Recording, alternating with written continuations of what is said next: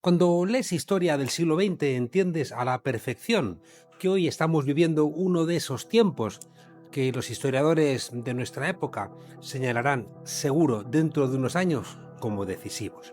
Estamos cabalgando un nuevo tiempo histórico y lo que hoy leemos en los periódicos pues serán las claves que serán señaladas como determinantes de todo lo que ocurra en los decenios siguientes.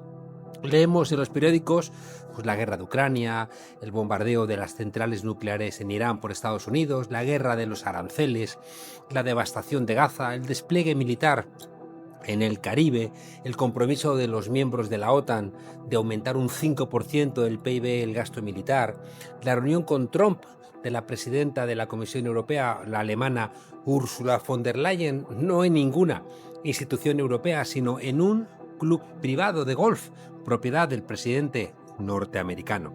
También la publicación de la Estrategia de Seguridad Nacional con la doctrina Monroe y el corolario Trump. También el asesinato de más de un centenar de personas en pequeñas lanchas en la costa venezolana y colombiana. El bombardeo en el Sahel de un África que está despertando, el bombardeo también de Caracas, La Guaira y otros lugares, y también el asesinato de 100 personas, el secuestro del presidente Nicolás Maduro y la primera dama Silvia Flores, el intento de desestabilización de Irán con otra de las llamadas revoluciones de colores, etcétera, etcétera, etcétera. La revista conservadora Foreign Affairs ha publicado esta semana un artículo llamado Un mundo sin reglas. Esta revista, que siempre ha defendido la línea oficial de los intereses occidentales, norteamericanos y británicos, especialmente hace una durísima crítica al secuestro del presidente de Venezuela. Tiene razón, porque dice que a partir de ahora no se quiebra solo el derecho internacional al romperse la jurisdicción de un presidente, sino que cualquier tipo de regla se quiebra. Es un regreso a las películas del Far West. Aunque quizá lo que se han caído son las caretas. Es la vuelta a la fuerza bruta, a lo que Stephen Miller, el asesor de seguridad nacional norteamericano de Trump y uno de los halcones más duros de su gobierno, ha llamado las leyes de hierro del mundo desde el principio de los tiempos. El mundo real, que se rige por la fortaleza, que se rige por la fuerza, que se rige por el poder. Quiero algo, te lo robo. Es Trump apoyado en el quicio de la puerta del Air Force One diciendo: quiero el petróleo de Venezuela. Dicho y hecho. Bueno, o no. El mundo no estaba preparado para que un país sudamericano hubiera un comportamiento tan rudo. Las bombas sobre Caracas y el secuestro de Nicolás Maduro han quebrado algo. Lula planteó igualmente que se había roto una línea inaceptable. Rusia, China, Colombia, la Unión Europea, Sudáfrica y otros países hicieron duras declaraciones. La sensación de que se estaba entrando en una nueva etapa es prácticamente en todo el planeta general, pero nadie ha acertado a entender cuáles son los siguientes pasos, como si todo el mundo estuviera esperando acontecimientos, aunque la historia no se detiene. Pero sin embargo la historia sí que puede ayudarnos a entender, quizá, algunas de estas claves. La verdad es que Estados Unidos no está haciendo algo muy diferente de lo que siempre ha hecho. Dar golpes de Estado, determinar elecciones, asesinar candidatos, construir presidentes para quedarse con los países. La diferencia está quizá en que la izquierda ha olvidado que ese es el comportamiento natural de Estados Unidos como gendarme imperial. Estas cosas solo pasan cuando gana la izquierda desobediente. El historiador catalán Josep Fontana escribía en el siglo de la Revolución una historia del mundo desde 1914, lo que ha sido tradicionalmente el comportamiento de los Estados Unidos. Dice: entre 1964 y el 67, una etapa en que la CIA organizó numerosas operaciones encubiertas, un 33% de ellas estaban destinadas a influir fraudulentamente en elecciones. Un 30% eran para acciones de propaganda y para la adquisición de medios de difusión, y un 23% para organizar guerrillas o proporcionar armas a grupos insurgentes, entre otras actividades como la de financiar al grupo de descargadores del puerto de Marsella que dirigía, qué curioso, el mafioso corso Pierferri Pisani para que organizase la lucha violenta contra el sindicato CGT, dominado por los comunistas.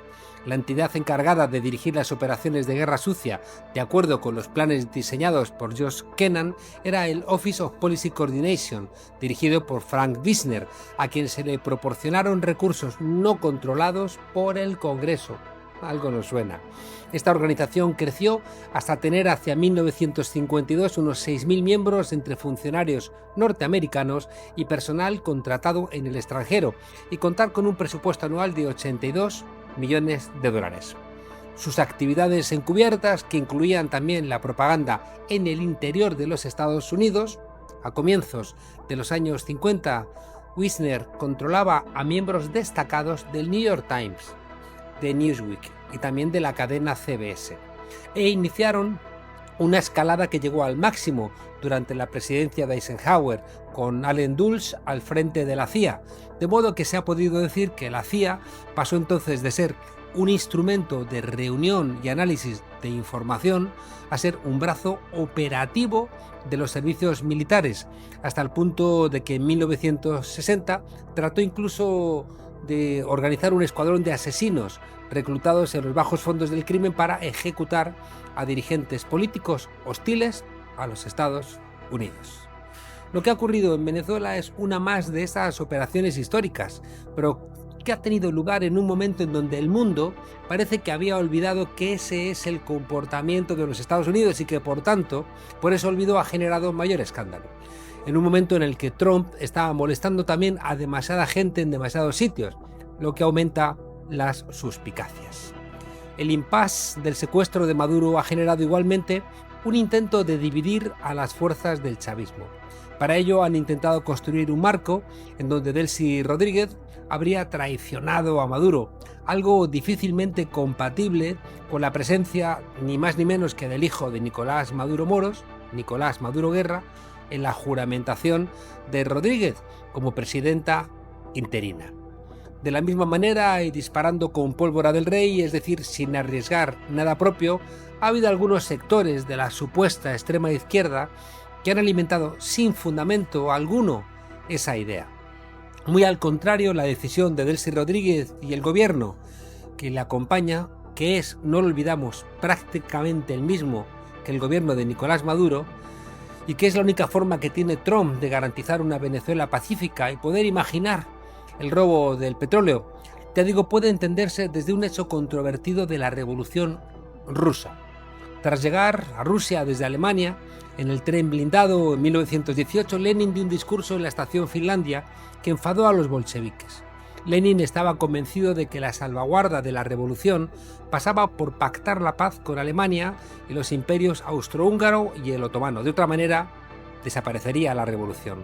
Josep Fontana escribe: el tercer congreso de los soviets, del 10 al 18 de enero de 1918, que reunió delegados de más de 300 soviets de obreros, soldados y campesinos, aprobó la disolución de la Asamblea Constituyente y votó la Declaración de los Derechos del Pueblo Trabajador y Explotado, que iba a servir de base para la redacción de la posterior Constitución soviética. El armisticio, que había de poner fin a la guerra, comenzó el 15 de diciembre, y una semana más tarde se iniciaba en Brest-Litovsk, donde se hallaba situado el cuartel general alemán, la conferencia de paz entre los bolcheviques y los representantes de los gobiernos de Alemania, de Austria-Hungría y del Imperio Otomano, aunque allí la figura dominante era el general Max Hoffmann, que era el jefe del ejército alemán en el frente oriental. Había en estos momentos, continúa Fontana, un debate interno entre los dirigentes revolucionarios, mientras Lenin era partidario de aceptar las condiciones que presentaran los alemanes, por desfavorables que fuesen, porque el fin de la guerra era necesario para la consolidación del nuevo régimen. La mayoría de los miembros del Comité Central, y en especial Nikolai Bukharin, se oponían a ello, convencidos de que la revolución estaba a punto de estallar en la Europa central. Es verdad que las huelgas de enero de 1918 en Alemania movilizaron a más de 1 millón de participantes y alimentaban esa ilusión, y que lo que convenía era hacer una guerra revolucionaria para estimular ese proceso. Como tantas otras veces, la discusión entre los que ven la revolución consolidada o a punto de estallar y los que leen con más frialdad el momento. Análisis concreto de la situación concreta, siempre dijo Lenin. Continúa el historiador Fontana. La dureza de las exigencias presentadas por los alemanes y sus aliados llevaron a Trotsky a retirarse de las reuniones el 10 de febrero, defendiendo una política de ni guerra ni paz, esto es, de cese de las hostilidades sin acuerdo alguno, pero un día antes los alemanes habían firmado ya un tratado de paz por separado con Ucrania, que proclamaba así su independencia. Los negociadores de los imperios centrales declararon entonces que el armisticio iba a quedar sin efecto el día 17 y el 18 iniciaron de nuevo los combates, a los que los rusos no podían oponer una resistencia adecuada. Hubo entonces que aceptar unas condiciones todavía más duras de las que les habían presentado en primera instancia. Y el 3 de marzo se firmó finalmente un tratado por el que Rusia perdía Ucrania, que se iba a convertir en un protectorado alemán. Perdía también parte de Polonia, Finlandia y la mayoría de los territorios del Báltico, además de otros en el Cáucaso, que pasaban a los turcos. Es curioso que los más moderados en aquel momento fueron los que estaban en contra de declarar la paz. Y dice Fontana, socialistas revolucionarios, mencheviques y algunos de sus aliados liberales se oponían a la humillación que representaba el Tratado de Paz, firmado en Brest-Litovsk, que implicaba la pérdida de un 26% de la población del Imperio ruso y de una parte considerable de su producción agrícola e industrial. Mantuvieron por un tiempo la esperanza de que una alianza renovada con las potencias de la Entente permitiría reanudar la guerra contra Alemania. Qué curioso que al final esos sectores terminaron aliándose con el ejército zarista y con las fuerzas internacionales contra la Revolución Rusa, los que no querían la paz. Estamos en un momento histórico en donde la bestia norteamericana amenaza desde Washington con desplegar toda su capacidad bélica para arrodillar a quien se le enfrente y no pueda sustentar la posición con armas. Es capaz de inutilizar las armas del enemigo, entrar en tu casa, llevarse a tu presidente, y lo sensato es ganar tiempo. Lenin tenía razón, y el gobierno chavista que está capeando el temporal también, a la espera de que la comunidad internacional, si es el caso, despierte.